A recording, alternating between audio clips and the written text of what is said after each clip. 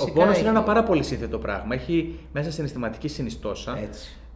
Δεν μπορεί να είμαι το ίδιο πάντα, δεν μπορεί να είναι το ίδιο όλοι οι άνθρωποι. Είναι αναφέρον το δικαίωμα του κάθε ανθρώπου να ανακουφιστεί πλήρως από τον πόνο.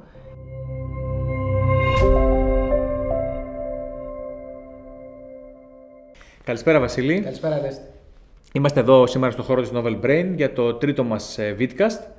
Την προηγούμενη φορά είχαμε την ευκαιρία να συζητήσουμε σχετικά με το διακρανικό μαγνητικό ερεθισμό, τις θεραπευτικές εφαρμογές του, αλλά κυρίως για την κατάθλιψη. Σε πιο θεωρητικό επίπεδο όμως.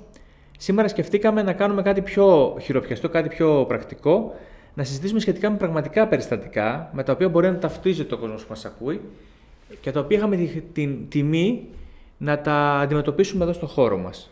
Ναι, νομίζω ότι η ιδέα ήταν πάρα πολύ καλή όταν τέθηκε. Νομίζω ότι την είχαμε αυθόρμητα και οι δύο, γιατί αισθανθήκαμε ότι ναι, είναι χρήσιμη σίγουρα μια βιβλιογραφική ενημέρωση ή τέλος πάντων κάπως να ενημερωθεί ο κόσμος και για τη θεωρητική πλευρά μιας καινούργιας θεραπείας. Αλλά η αλήθεια είναι σε όλους μας ενδιαφέρει το αποτέλεσμα, το πώς πραγματικά βοηθάς τον άλλον. Και φυσικά οι ασθενείς δεν είναι βιβλία. Έτσι. Ο κάθε άνθρωπος είναι διαφορετικός, ο κάθε άνθρωπος έχει τις ιδιαιτερότητές του και νομίζω θα ενδιαφέρει τον κόσμο να του περιγράψουμε τρία συγκεκριμένα επιλέξαμε, τρία διαφορετικά άτομα, τα οποία ήρθαν μέσα από διαφορετικές πηγές και για διαφορετικούς λόγους σε εμάς, με κοινό σημείο τη θεραπεία με το RTMS και ίσως μια καλή ιδέα ήταν να ξεκινήσουμε πρώτα με μια ασθενή η οποία ήταν δική σου, την παρακολουθούσες από καιρό, με κατάθλιψη, μια χρόνια κατάθλιψη και αποφασίσαμε να δοκιμάσουμε την θεραπευτική επιλογή του RTMS. Θα θέλεις να μας πεις και μερικά πράγματα περισσότερο? Ναι. Ήταν πρόκληση για μένα να το δοκιμάσω, γιατί η αλήθεια είναι ότι έχοντας εκπαιδευτεί και δουλέψει πάνω σε μια καινούργια θεραπεία, θες να τη δεις και πώς ανταποκρίνεται στους ασθενείς σου. Ήταν, θα έλεγα, η πρώτη ασθενής που σκέφτηκα ότι η πρώτη ασθενής που ήρθε στο μυαλό μου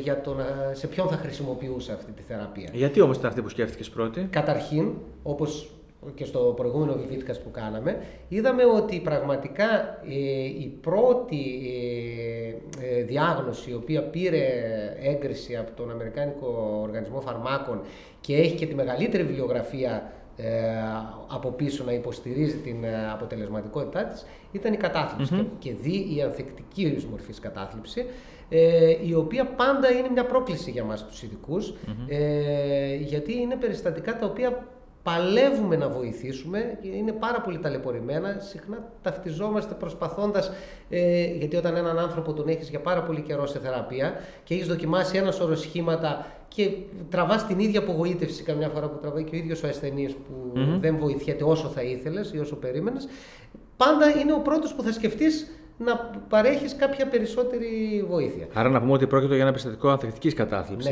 Ναι, ήταν ένα περιστατικό ανθεκτικής κατάθλιψης, το οποίο είχε ήδη από δεκαετίας ταλαιπωρία με την καταθλιπτική συμπτωματολογία, με αυτοκτονικά συμπτώματα έντονα, το οποίο είναι και κάτι που πάντα θορυβεί και το οποίο ήταν μια πολύ ευχάριστη έκπληξη για μένα, ενώ ήξερα ή περίμενα ότι με βάση τη βιβλιογραφία θα κάνουμε κάτι, αλλά καμιά φορά αν δεν το δεις και εσύ στην πράξη, με εντυπωσίασε το γεγονός ότι ένα άτομο το οποίο μάλιστα μιλάμε για μια περίπτωση ενός ανθρώπου υψηλής μόρφωσης, πολύ συμμορφούμενος στη θεραπεία, δηλαδή δεν είχες να σκεφτείς ότι μήπως δεν πιάνει η θεραπευτική μέθοδος διότι ξέρω εγώ και ο ίδιος δεν την τηρεί έτσι όπως θα έπρεπε, και όμως παρότι συνέβαιναν όλα αυτά, τα συμπτώματα ήταν ανθεκτικά και ταλαιπωρούταν χρόνια και ειδικά η αυτοκτονικότητα ήταν που τη θορυβούσε, γιατί ένιωθε ότι κινδυνεύει με έναν τρόπο και ζητούσε βοήθεια άμεσα. Οπότε ξεκινήσαμε μια θεραπευτική προσπάθεια η οποία με εντυπωσίασε. Θα έλεγα ότι ήταν μια αφορμή τώρα, μια και δεν το έχουμε ξανασυζητήσει, να συζητούσαμε λίγο τι επιλογές έχουμε όσον αφορά την κατάθλιψη. Πολύ σωστά. Η αλήθεια είναι ότι στο κέντρο μας έχουμε επιλέξει τα τρία πιο αναγνωρισμένα πρωτοκόλλα σχετικά με την κατάθλιψη. Η προσωπική μου επιλογή αλλά και δική σου νομίζω ότι είναι πιο πολύ το ITBS, Το οποίο ουσιαστικά τι είναι η μικρής διάρκειας, αλλά εξαιρετικά υψηλής αποτελεσματικότητας θεραπεία. Είναι μια θεραπεία η οποία κρατάει 3 λεπτά. Στοχεύουμε σε μια πολύ συγκεκριμένη περιοχή του εγκεφάλου, στον προμετωπείο φλοιό.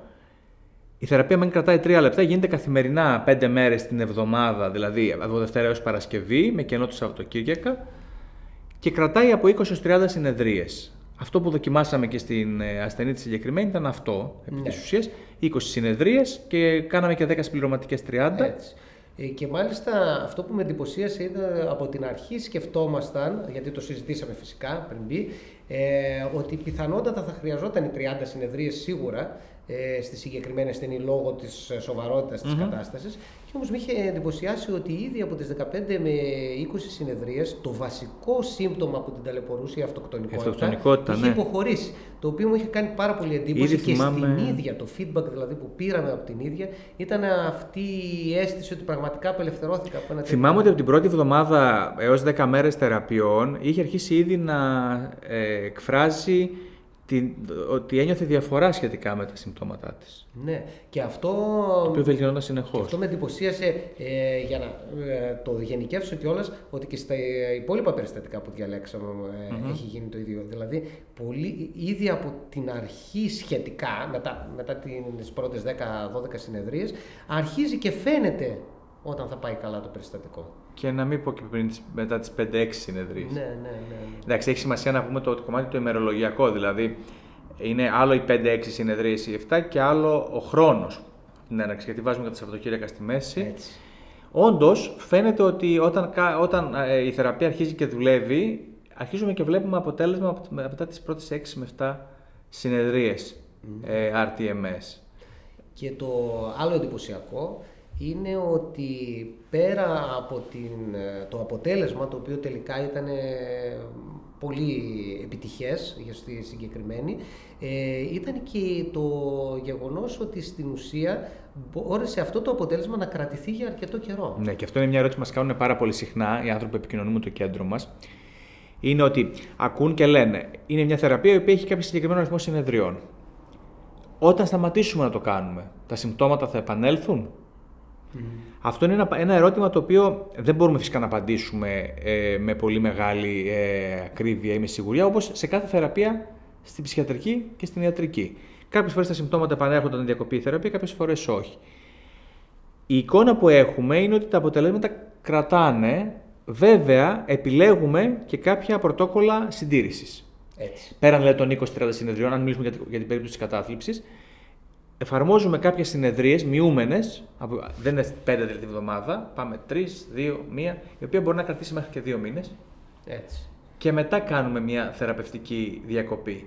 Αυτό εφαρμόστηκε και στην περίπτωση αυτού του περιστατικού που συζητάμε. Αυτό εφαρμόστηκε με πολύ καλό αποτέλεσμα και στην ουσία τώρα είμαστε σε μια φάση που η κυρία αυτή είναι σε ύφεση και έχουμε αφήσει ανοιχτό το ενδεχόμενο. Αυτό που μου άρεσε πάρα πολύ στη συγκεκριμένη περίπτωση, όπως και θα ισχύει και στις επόμενες που θα περιγράψουμε, είναι ότι υπάρχει μια πάρα πολύ καλή αίσθηση των ασθενών για τη θεραπεία. Τη ζητάνε πέραν του αποτελέσματος που βλέπουν, ακριβώς επειδή δεν έχει παρενέργειες και επειδή δεν τους προκαλεί καμία αρνητική αίσθηση, τη ζητάνε. Δηλαδή ήταν με αγωνία. Να μην σταματήσουμε, να πάμε όσο γίνεται περισσότερο. Δεν υπάρχει κανένα λόγο να σταματήσουμε. Ήταν πολύ έντονο αυτό, δηλαδή πραγματικά. Εντάξει, συμβαίνει σε όλες τις θεραπείες. Είναι καλές. Και στη φαρμακοθεραπεία, όταν τα πράγματα πηγαίνουν καλά. Αυτά τα φάρμακα καμιά φορά έχουν παρενέργειες και βιάζονται να τις σταματήσουν όταν νιώσουν καλύτερα. Ενώ στην περίπτωση του RTMS δεν υπάρχει αυτό, γιατί δεν υπάρχει, όπως είχαμε και στο προηγούμενο vidcast, δεν υπάρχει καμία παρενέργεια. Έτσι, οπότε για τον άλλον είναι πολύ εύκολο να θέλει να λειτουργεί και στο μυαλό του λίγο, ότι όσο κάνω τη θεραπεία, αφού πηγαίνω καλά, γιατί να τη σταματήσω. Βέβαια, το σημαντικό είναι να νιώθει ότι και χωρίς τη θεραπεία και μπορεί να τα καταφέρει αυτή τη στιγμή που έχει επέλθει η ύφεση. Αυτό ήταν το πρώτο μας περιστατικό. Θα ήθελα να περάσουμε στο δεύτερο, το οποίο επίσης είναι ένα περιστατικό το οποίο πήγε πάρα πολύ καλά Και εδώ θέλω να σταθώ λίγο στο πρόβλημα που υπήρχε, στην πάθηση δηλαδή, την υποκείμενη για την οποία οδηγήθηκε και αποφασίσαμε να μπει στο RTMS, η οποία είναι μια πάθηση που ταλαιπωρεί εκατομμύρια κόσμο. Ήταν ένα περιστατικό χρονίου πόνου, δικό σου περιστατικό, το οποίο μάλιστα νομίζω μας παραπέμφθηκε από τον συνεργάτη του κέντρου μας, τον κύριο Δημήτρη τον Μπέιο, ο οποίος είναι λειτουργικός νευροχειρουργός. Είναι από τους πρωτοπόρους στην Ελλάδα σχετικά με πρωτοποριακές μεθόδους αντιμετώπισης του πόνου. Συνεργαζόμαστε πολύ στενά τον τελευταίο χρόνο.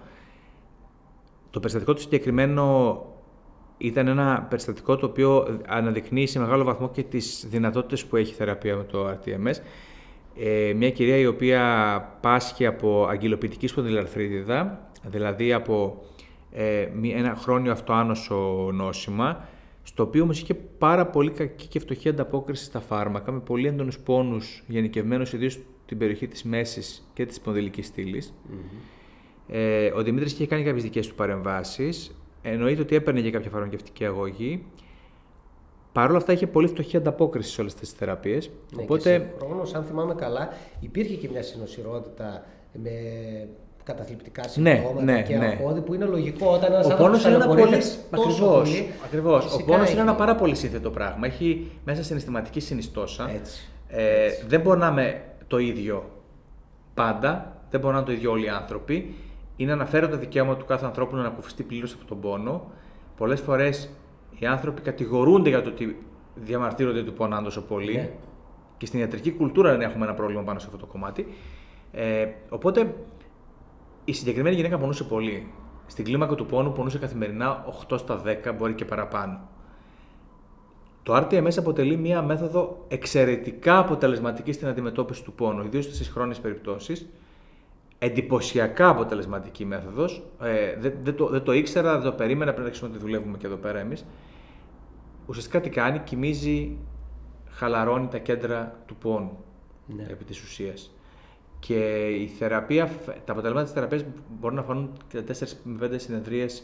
Το οποίο έγινε στη συγκεκριμένη ασθενή και είναι εντυπωσιακό το πώς μας πρωτοήρθε, που ακόμα και από το πρόσωπο έβλεπες και την δυσφορία, και τη δυσφορία της και σχεδόν την αίσθηση ότι δεν ξέρω τι άλλο μπορώ να κάνω για αυτή την κατάσταση, και πώς φεύγει μετά από κάθε συνεδρία όταν έρχεται. Με το χαμόγελο. Που έρχεται και φεύγει με το χαμόγελο να μιλήσει με όλους, δηλαδή αυτή η μάλιστα, την τελευταία φορά που κάναμε τη συνεδρία μου είπε το εξής, ότι έχει μια άμεση ανακουφιστική δράση συνεδρία στον πόνο. Ναι. Δηλαδή, κάθε φορά που φεύγει από τη συνεδρία, το κέντρο, νιώθει ανακουφισμένη. Και συγχρόνως έχει και αυτή τη μεγάλη βελτίωση και στη διάθεση, η οποία είναι και λογικό όταν έχει πέσει στην κλίμακα του πόνου. Πόσες μονάδες? Κατά μέσο όρο 4. Ναι, 4 με 5 μονάδες, αυτό συζητούσαμε για την προηγούμενη εβδομάδα. Αυτό και μόνο είναι ένα δείγμα. Αυτό είναι πάρα πολύ. Είναι πάρα πολύ. Γενικά η θεραπεία για τον πόνο θεωρείται αποτελεσματική και μόνο 2 μονάδες να πέσεις. Έτσι. Για την ποιότητα ζωής των ασθενών είναι απίστευτο πράγμα. Και το θεωρώ σαν ενημερωτικό στοιχείο, ίσως πιο σημαντικό από την κατάθλιψη.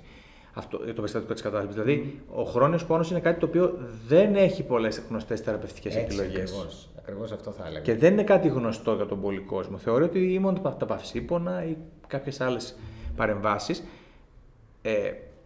Υπάρχουν όμως τρόποι. Πραγματικά το RTMS είναι μια πολύ αποτελεσματική θεραπεία. Συμπληρωματικά με άλλα πράγματα, έτσι. Αυτό πρέπει να το τονίσουμε. Φυσικά. Μα και η ιδέα να ιδρύσουμε αυτή την ομάδα με τον συνάδελφο τον Δημήτρη τον Μπέιο, που να βοηθάμε πλέον δίνοντας πολλές επιλογές. Έξτρα επιλογές θεραπευτικές. Έχει νομίζω θέση για τη βελτίωση. Είναι κάτι πολύ καινούριο, κάτι πολύ πρωτοποριακό. Χαιρόμαστε να βλέπουμε να δουλεύει επί της ουσίας. Στο τρίτο περιστατικό θα συζητήσουμε για έναν ασθενή ο οποίος ταλαιπωρείται από κάτι που ταλαιπωρούνται επίσης πάρα πολύ μεγάλο κομμάτι του πληθυσμού, η αηδεψυχαναγκαστική διαταραχή.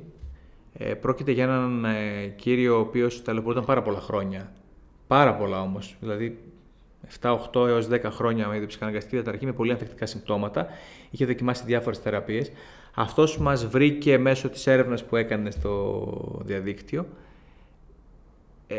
Θες να μας πει λίγο παραπάνω για αυτό το συγκεκριμένο περιστατικό? Ναι, ήταν ένας άνθρωπος πολύ ανθεκτικό, όπως είπαμε. Από ό,τι θυμάμαι, και η ανθεκτική ιδιοψυχαναγκαστική διαταραχή γενικότερα είναι μια από τις πιο βασανιστικές παθήσεις της ψυχιατρικής. Που αν δεν ανταποκρίνεις στη φαρμακοθεραπεία, οι επιλογές είναι πολύ λίγες πλέον. Μπράβο, έχεις και λίγες επιλογές και νιώθεις πολύ έντονα αυτή την πίεση ενός ανθρώπου ο οποίος ταλαιπωρείται πραγματικά στη ζωή του. Έτσι. Ο συγκεκριμένος δηλαδή αισθάνομαι ότι είναι από τους πιο ταλαιπωρημένους ασθενείς που έχουμε δει τον τελευταίο καιρό. Δηλαδή, Λόγω χρονιότητας. Έτσι, λόγω χρονιότητας και έντασης των συμπτωμάτων. Θυμάμαι ότι ήταν ένας ασθενής που το βασικό του είχαμε νοητικό ψυχαναγκασμό κυρίως. Νοητική ψυχαναγκασμή ήταν, ναι. Οι οποίοι βέβαια είναι και πιο δύσκολα αντιμετωπίσιμοι καμιά φορά. Γιατί είναι πιο δύσκολο να εφαρμοστούν και συμπεριφορικές μέθοδοι. Ακριβώς. Γιατί δεν έχεις και τη δυνατότητα με την ψυχοθεραπεία να πας πάρα πολύ μακριά. Έχει προσπαθήσει με πάρα πολλές αγωγές, συνδυασμό θεραπείων. Συνδυασμό θεραπείων. Λογικό στην ανθεκτική ιδιοψυχαναγκαστική, χωρίς ιδιαίτερα. Και με τρομερή πτώση στη λειτουργικότητα. Αυτό πρέπει να πούμε. Αυτές οι περιπτώσεις επηρεάζεται πάρα πολύ η λειτουργικότητά του. Το σκεφτόταν όταν οδηγούσε, το σκεφτόταν με την οικογένειά του. Δεν απολάμβανε τα παιδιά του. Δεν απολάμβανε την καθημερινότητα στο σπίτι του. Ο χρόνος που κατανάλωνε σε αυτή την ψυχαναγκαστική ιδέα ήταν πάρα πολύ και του στερούσε. Ναι, είχε αποκλείσει δωμάτιο του σπιτιού από την κίνησή του ουσιαστικά. Ναι, ακριβώς. Πώς ξεκίνησε? Λοιπόν, τώρα αυτό, να πούμε κάποια λόγια για το πρωτόκολλο. Για το κομμάτι της ψυχαναγκαστικής διαταραχής, το πρωτόκολλο το οποίο αποφασίσαμε να εφαρμόσουμε εδώ είναι 20 με 30 συνεδρίες καθημερινές, δηλαδή πάλι από Δευτέρα έως Παρασκευή, όπως με την κατάθλιψη. Αυτό το πρωτόκολλο το οποίο επιλέξαμε να εφαρμόσουμε είναι ένα πρωτόκολλο το οποίο στοχεύει σε μια περιοχή του κεφάλου που λέγεται supplementary motor cortex, δηλαδή συμπληρωματικός κινητικός φλοιός. Ναι. Η εφαρμογή του είναι αρκετά εύκολη και είχε εξαιρετική αποτελεσματικότητα το συγκεκριμένο. Ήμουν πάρα πολύ διστακτικός όταν το ξεκίνησα το συγκεκριμένο περιστατικό λόγω της ανθεκτικότητας και της χρονιότητας. Επίσης, επειδή υπάρχουν και διάφορες έρευνες που δείχνουν και διαφορετικού τύπου ποινία που θα έπρεπε να χρησιμοποιούνται. Πολύ σωστό. Και το οποίο κάπως μας είχε προβληματίσει, γιατί εντάξει, είναι ποινία που χρησιμοποιούνται μόνο σε αυτή τη συγκεκριμένη Είναι τα ΙΤΑ 1 ποινία, τα οποία βοηθούν σε πιο βαθύ μαγνητικό ερεθισμό. Αλλά τελικά είδαμε ότι, όπως και η βιβλιογραφία το περιέγραφε βέβαια, ότι και με το κλασικό με το butterfly ποινίο το δικό μας, η βιβλιογραφία δεν δείχνει πολύ σημαντική ανωτερότητα. Ακριβώς. Του ΙΤΑ 1 ερεθισμού σε σχέση με τον κοινό ερεθισμό. Μα γι' αυτό και το δοκιμάσαμε και είπαμε ότι ας δοκιμάσουμε με το κλασικό ποινίο. Το συγκεκριμένο πρωτόκολλο που δοκιμάσαμε εμείς χρησιμοποιείται διεθνώς. Δεν είναι το αναγνωρισμένο πρωτόκολλο από τον FDA, αν και πάει προς αναγνώριση αυτή τη στιγμή. Παρ' όλα αυτά, διεθνώς θεωρείται και σε όλη τη βιβλιογραφία καλύτερο και πιο αποτελεσματικό και γι' αυτό το λόγο το επιλέξαμε κιόλας. Κάμια φορά πρέπει να δοκιμάζεις πράγματα τα οποία είναι πιο up-to-date, ακόμα κι αν δεν είναι πολύ παραδοσιακά που λέμε. Καμιά φορά εξάλλου και αυτοί οι οργανισμοί μπορεί να καθυστερούν. Δεν είναι τόσο εύκολο να παρακολουθήσεις κάτι το οποίο αυτή τη στιγμή γίνεται οργασμός όσον αφορά τη βιβλιογραφία και τις εργασίες. Και τις δοκιμές που γίνονται όσον αφορά τα πρωτόκολλα. Αυτό που έχει μεγάλη σημασία να πούμε είναι ότι η ένδειξη που έχει ο μαγνητικός ερεθισμός για την OCD, για την ιδιοψυχαναγκαστική διαταραχή, είναι χαμηλότερος. Δηλαδή θεωρείται λιγότερο αποτελεσματικό στη θεραπεία της ιδιοψυχαναγκαστικής διαταραχής από ότι στον πόνο ή στην κατάθλιψη. Παρ' όλα αυτά θεωρείται μια αποτελεσματική μέθοδος και ιδίως σε περιπτώσεις όπου έχουμε δοκιμάσει ό,τι άλλο υπάρχει χωρίς αποτέλεσμα και όταν συζητάμε ότι οι επόμενες εναλλακτικές που προτείνονται με πολύ χαμηλά πάλι αποτελέσματα είναι πράγματα όπως είναι ο βαθύς εγκεφαλικός ερεθισμός που ουσιαστικά αποτελεί παρεμβατική μέθοδο, νευροχειρουργική ή ψυχοχειρουργική σε κάποιες περιπτώσεις. Πλέον ευτυχώς υπάρχει και κάτι μη παρεμβατικό για να το βάλεις λίγο στη φαρέτρα σου. Γιατί πραγματικά μετά τα φάρμακα είχαμε ένα τεράστιο κενό. Βεβαίως. Και μιλάμε για απελπισμένες περιπτώσεις πολλές φορές. Και αυτό που πρέπει να τονίσουμε στον κόσμο είναι ότι προφανώς ο διακρανιακός μηχανικός ερεθισμός δεν αποτελεί πανάκια. Δεν θεραπεύει όλα τα περιστατικά. Είχαμε και περιπτώσεις περιστατικών που δεν πήγανε όσο καλά θα θέλαμε, φυσικά, αυτό ισχύει. Πιο πολύ η επιλογή των συγκεκριμένων περιστατικών είχε να κάνει με την πολυπλοκότητα Και να δείξουμε ότι υπάρχει μια μεγάλη θεραπευτική γκάμα που μπορούμε να εφαρμόσουμε. Έχουμε δοκιμάσει περιστατικά τα οποία έτσι κι αλλιώς οι πιθανότητες και στη βιβλιογραφία ήταν πολύ μικρές να ανταποκριθούν, αλλά όταν δεν έχεις κάτι άλλο, πρέπει να βοηθήσεις όπως μπορείς. Να προσπαθήσεις τουλάχιστον. Αυτό είναι κάτι που πρέπει να το καταλάβει γενικώς ο κόσμος. Στην ιατρική δεν υπάρχουν απόλυτες θεραπείες. Έτσι. Δεν υπάρχουν απόλυτες θεραπείες ακόμα και για το ίδιο άτομο. Δηλαδή, μια θεραπεία μπορεί να δουλέψει σε σένα σήμερα και αύριο να μην δουλέψει. Και αύριο η ίδια θεραπεία στο ίδιο άτομο ακριβώς. Και το αντίστοιχο. Αυτό, φυσικά. Σε κάθε περίπτωση. Η γενικότερη αίσθηση, Βασίλη, που έχουμε λάβει μέχρι τώρα για το TMS, ποια είναι κατά τη γνώμη σου?